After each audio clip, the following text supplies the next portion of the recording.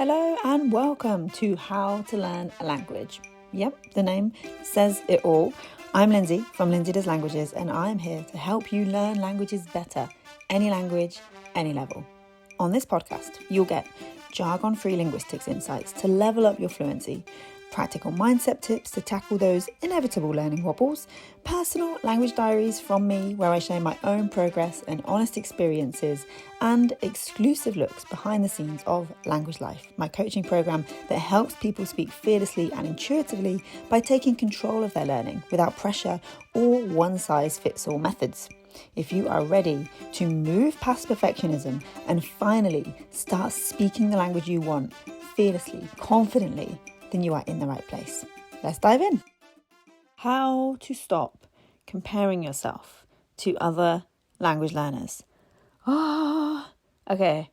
This is a huge topic, and it is something that just comes up, and it comes up again and again for so many people, but we do not talk about it because it's kind of embarrassing. It's embarrassing to admit that, you're comparing yourself to someone else, or you're jealous or envious of someone else's language ability, because it sounds so childish and so petty. And so we often don't want to go there. We just keep it in our head, and that is the worst thing we can do. But that doesn't mean that we have to tell everyone. That's not what I'm saying. But it does mean that there's things that we can do when we notice this kind of comparison creeping in to stop this from just stalling us in our tracks, right?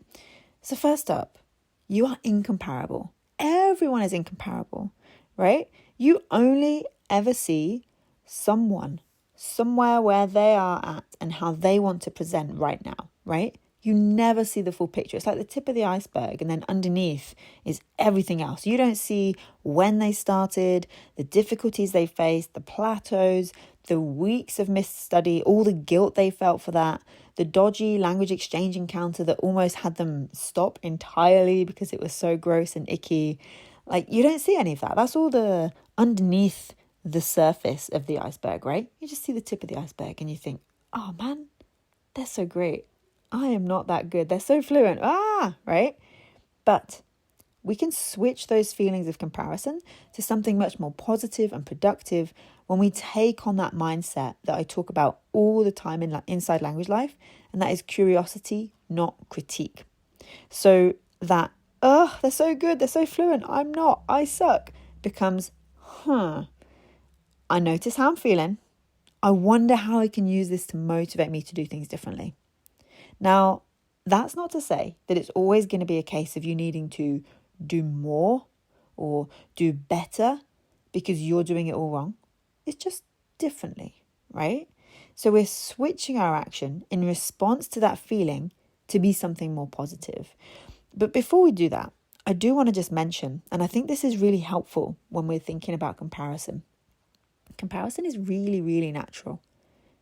There's a few reasons why we do this, why we compare, and how it actually helps us. Comparison informs us, first of all. So we can use comparison as research, as self-research, to figure out things like how far along you could be with a language by now, how well it's possible to speak a language by now, how others have learnt it.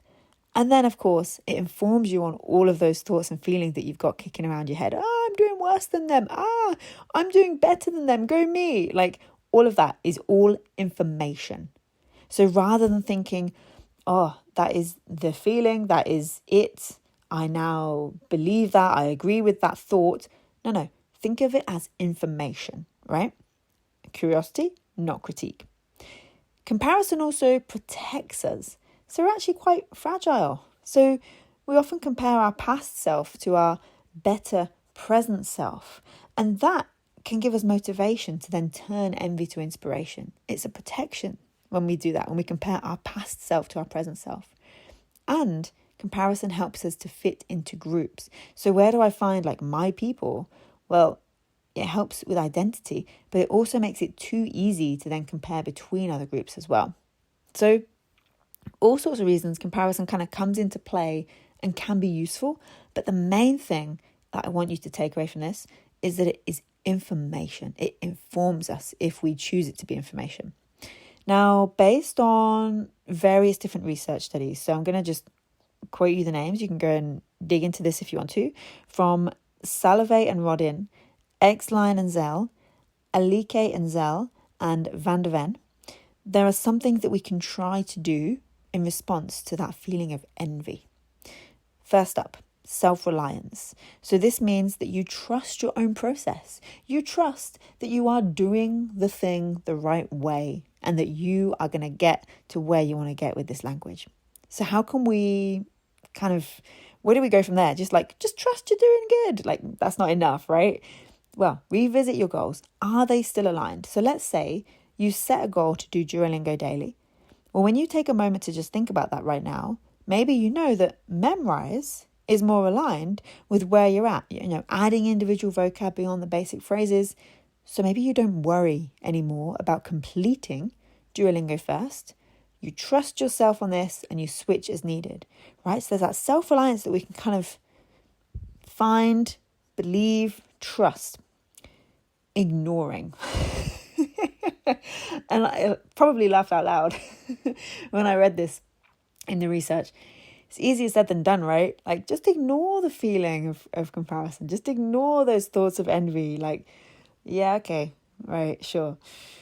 But there are a few things that we can do to help this to begin with, right? So block, mute, unfollow. If we're talking about comparing ourselves to someone online, really, really easy to do. Where possible, just take away that trigger, right? You don't need to follow anyone online that makes you feel like rubbish, right? You don't. It's all good. You can just block, mute, unfollow, get rid. Then you can ignore. Easy. Try asking yourself the following questions as well.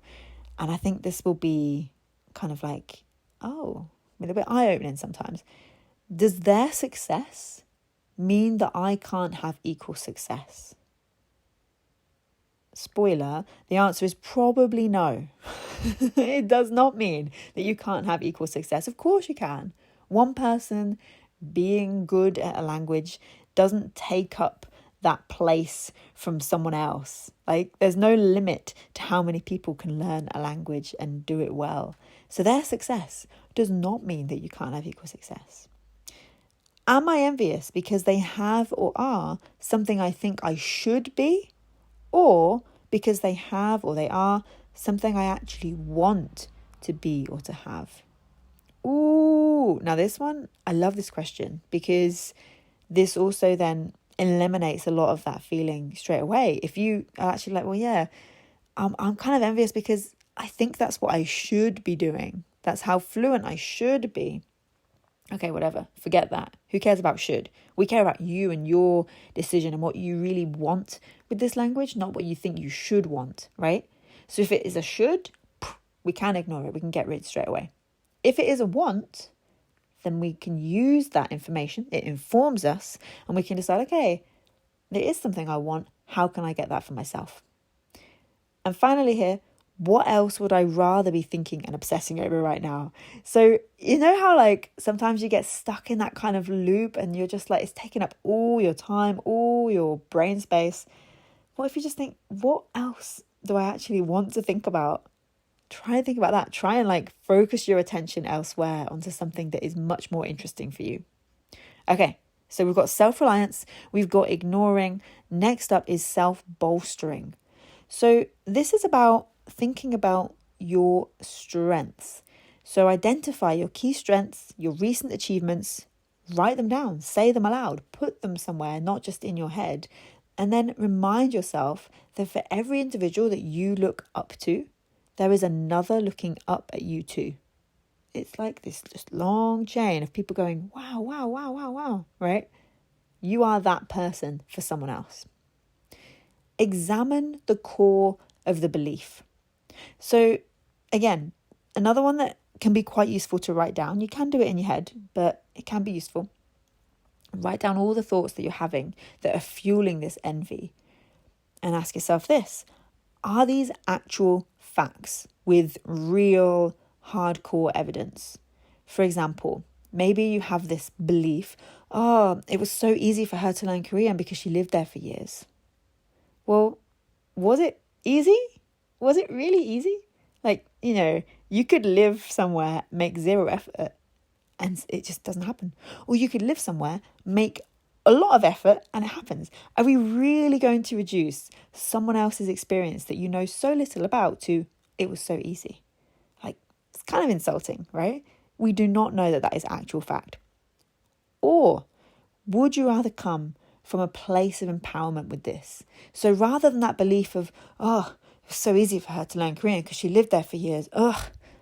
Would you rather think, wow, what a great thing. That's so cool that she had the opportunity, and I'm proud and I'm inspired to see the results from that experience. Again, this one can take a little bit of getting used to because it feels so unnatural. We've just got so used to the default being, oh, God, so easy for that person, right? So it takes a little bit of rewiring to kind of go, oh, wait, no. But it's curiosity, not critique. We're not thinking, oh, I thought the bad way again. Like, oh, I'm so silly. No. It's curiosity, not critique. We're just trying to switch this out bit by bit. This is like a lifelong practice. This isn't, okay, I'm done. I am fixed. I'm no longer envious. Next up, face your weaknesses. So we talked about self-bolstering, identifying your strengths, your achievements, but also face your weaknesses. So yes, you are great, but we do have a couple of things that maybe aren't our strengths, right? So just really honestly, and again, curiosity, not critique, take a moment to consider your weaker areas, both language specific and approach specific, and then consider how you can improve these areas and get to work on it. So maybe you recognize that you're envious of someone because he writes better than you, in your opinion, asterisks, right? Ask yourself this. What is the core of this belief? Is it true? Is it actually true? Is it an actual fact with real hardcore evidence? If it is true, then accept and consider what and how you can work on to get better at writing too. And remember, going back to that point of, does their success mean I can't have equal success? No, of course not. So remember, him being good at writing doesn't mean that you can't be too. Next up, shift time frames. So sometimes it's really helpful to look a little bit back at yourself. Take a look back to page 1 of your notebook, the very first video that you made of yourself speaking this language. How have you improved? Remember, this isn't just about language skills, and ask yourself these questions. Do I feel more confident than I did when I made that video? Can I remember how I felt when I was writing that first page of my notebook? And what have I learned since then? And when we take it from a different perspective of ourselves and our own time frame, it can be really reassuring that, oh, you know what? I'm doing all right. Next, question authority. So much like examining the core of the belief, also consider who decided the source of your envy as fact, right? Where did it come from? You've examined the core of your belief, but what about where that belief came from in the first place? Only you can be the authority of your judgments. So if it was you that decided, oh my God, they're better than I'll ever be, ask yourself why you're so sure of that. Does feeling this envy actually help you? You can be a respectful admirer, but when that then turns to envy, it is less useful. So very rarely is that feeling of envy going to be helpful. Use anger. So something that often comes up with feelings of envy, jealousy, comparison is anger. It's an anger that we feel that, we're not as good as someone else, or that someone else had that opportunity to live in Korea and learn faster and that made it easy. It's anger that sometimes comes out, right? Do you ever find this? Well, can we use that anger to fuel our motivation to do better for ourselves? So rather than just dwell in that murky water, we can build ourselves a boat to head upstream, right? You actually feel angry that they got a higher score than you. And so asterisks, question that authority that you worked harder. It's not fair. So next time, you're going to get a higher score than them. So that anger that you feel can motivate you to show up and do the work needed to get that score. So rather than just being, I'm angry, we can use the anger as motivation. Next up, control effort. So you may not be able to ignore, right?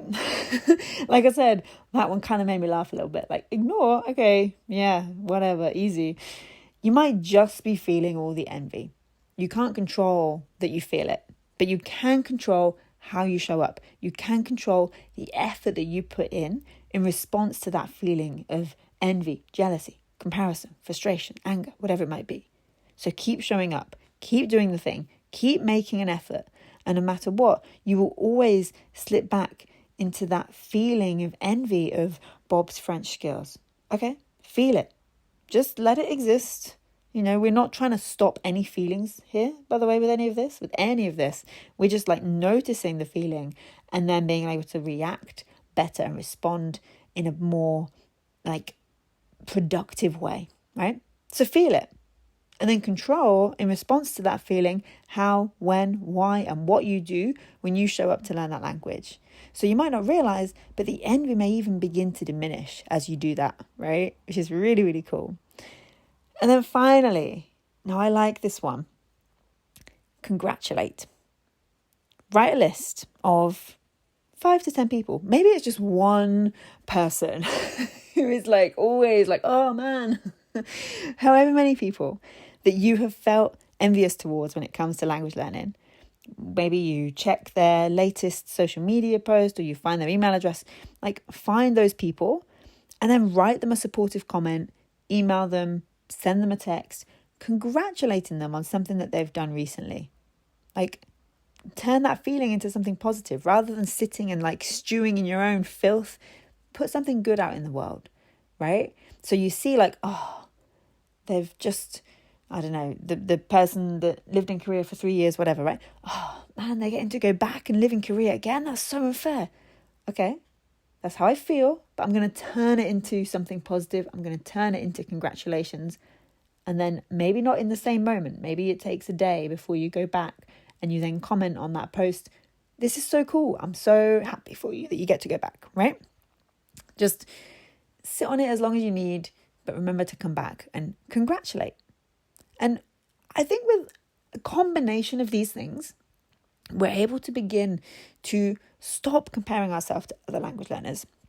Because you know as well as I do, that is not healthy. It's not a good place to be. It's not going to get us the results that we want. And if you want to start thinking about yourself more and focusing more on yourself and your own language learning and process and progress and all of that good stuff and putting that energy into yourself and like getting better for yourself, then definitely Language Life is the way to go. You can find out more at lindsaydoeslanguages.com/LL. But you are going to learn how to learn languages better. You are going to be able to speak fearlessly and intuitively. So all of those things that you want to do that involve languages, whether that is moving abroad, whether that is getting a new job that involves languages, whether that is speaking to your loved ones in their own mother tongue, all of those experiences are made possible when you learn languages better. And that's what Language Life gives you. So I just want to leave you with a little quote that I think is really apt here. It's a quote from, well, it's a quote, as always with quotes in modern times, it's a little bit hard to attribute the quotes to the correct people. But this is a quote, I believe, from Amy Poehler. And the quote is this: "Good for her, not for me." And I like that. We can celebrate, yes, this is good for that person, but that isn't necessarily what I want. We don't always have to want what someone else has. We can show up and we can work towards our own goals. And if they happen to align, that's okay. Good for her, not for me. Thank you so much for listening to How to Learn a Language. If you enjoyed this episode, don't forget to subscribe wherever you're listening to this so you never miss the next one. And if you're ready to take your language learning to the next level and speak with confidence without the pressure or perfectionism, check out Language Life. You can find all the details and join at lindsaydoeslanguages.com/LL. Until next time, stay fearless, stay curious, and remember, confidence is your best accent.